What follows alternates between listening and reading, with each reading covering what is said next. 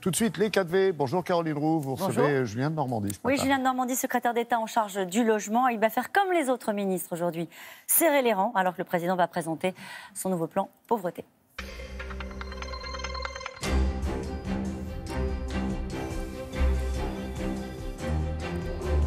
Bonjour Julien de Normandie. Bonjour. Alors ça y est, c'est le virage social ? Vous savez, c'est un élément très important aujourd'hui. Très important parce que le président de la République, dans quelques minutes, va présenter ce plan pauvreté. Oui. Et ce plan pauvreté, il a un objectif très clair, c'est de redonner de l'espoir. C'est un virage social ? C'était la question.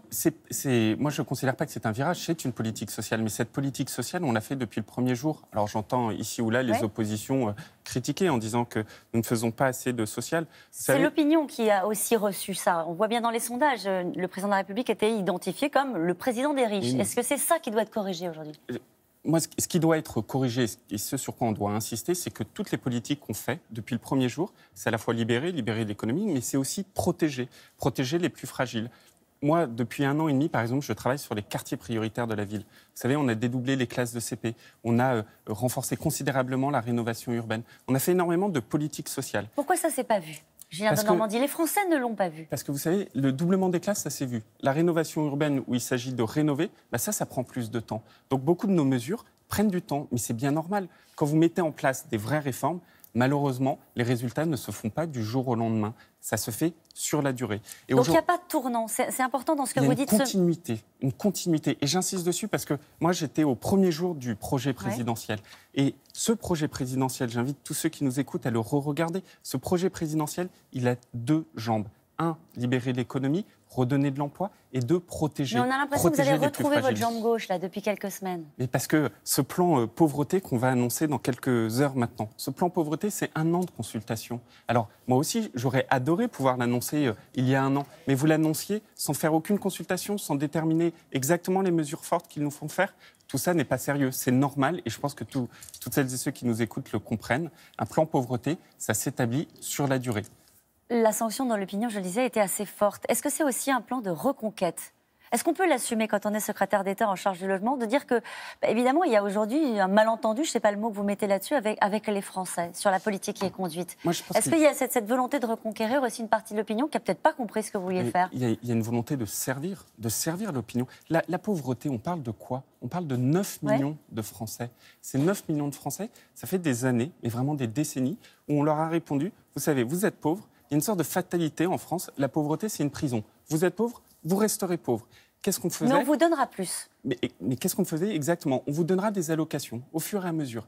Si le système de lutte contre la pauvreté, uniquement par les allocations, avait marché, cela se saurait. Et donc, qu'est-ce qu'on fait, nous ? On dit les allocations, elles sont nécessaires. Il faut les continuer. Et d'ailleurs, elles augmentent, malgré tout ce que j'entends. Ouais. Mais d'un autre côté, il faut lutter contre la pauvreté par le travail. C'est ça ce qui est essentiel. Et donc, tout le monde peut avoir accès au travail ? Mais moi, il y a un truc qui me rend dingue, mais littéralement dingue. Vous savez, je suis toutes les semaines sur le terrain. Je rencontre des dizaines de chefs d'entreprise.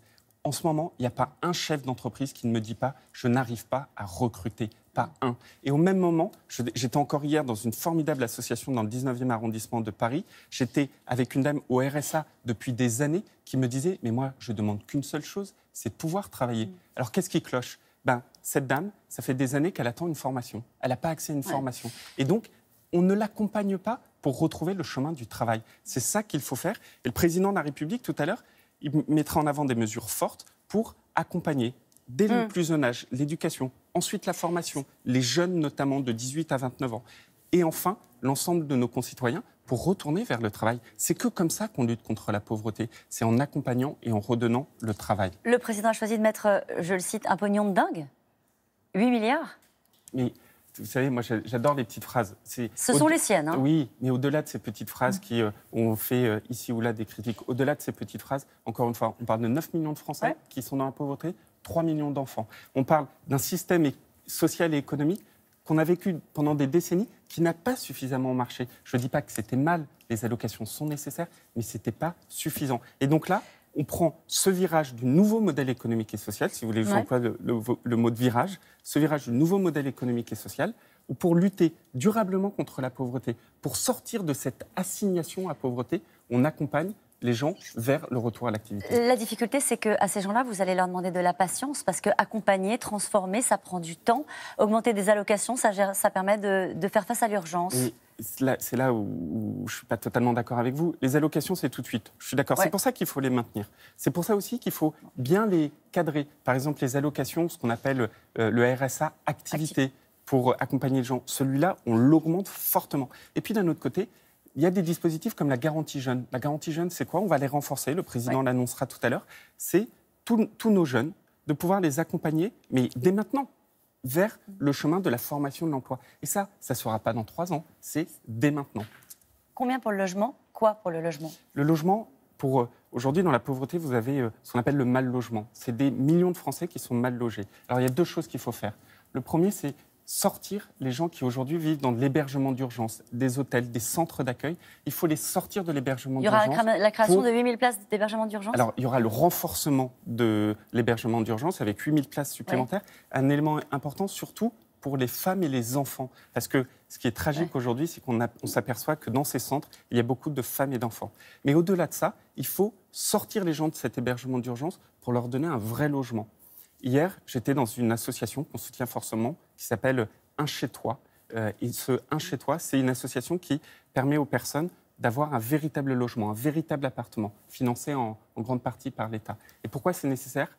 Vous êtes dans l'hébergement, vous n'avez pas d'adresse. Vous êtes dans un logement, vous avez une adresse. Et moi, je vous mets au défi de vous réinsérer quand vous n'avez même pas d'adresse. Justement, à part ces 8000 places d'hébergement d'urgence, qu'est-ce qu'il y a d'autre pour le logement dans ce plan? Alors, on le sait à quel point c'est évidemment fondamental pour sortir de la précarité d'avoir un logement. Il y a l'identification par ce qu'on appelle les maraudes, c'est-à-dire aller à la rencontre des femmes et des enfants qui sont dans la rue pour pouvoir les identifier et mieux les accompagner. C'est une autre des dispositions de ce plan. Et puis ensuite, il y a tout ce que le gouvernement fait en faveur de ceux qui sont les plus fragiles vis-à-vis de la politique du logement, qui est malheureusement profondément discriminante. Et je pense notamment à tout ce qu'on fait pour les étudiants. Aujourd'hui, en cette rentrée universitaire, j'ai beaucoup bossé pour faciliter l'accès au logement à nos étudiants, en développant, par exemple, une garantie qui s'appelle la garantie Visal. Et tous les étudiants qui nous écoutent, allez sur le site visal.fr.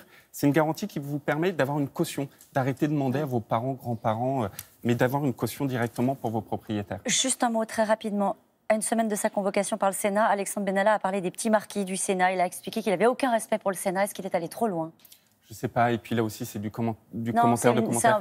C'est un vrai dossier, vous le savez bien. Non, moi je pense qu'on en fait beaucoup trop, mais vraiment beaucoup trop. Vous voyez, au moment où on parle du plan pauvreté, en l'affaire Benalla, on en a parlé pendant des mois et des mois. Si M. Benalla a des propos qui lui sont propres, ce n'est pas à moi de les commenter. Moi, je préfère vraiment me concentrer sur le plan pauvreté. Allez. Je suis sûr que vous êtes d'accord avec moi. C'est à vous, Laurent. Merci, Caroline. Bonne journée à tous les deux.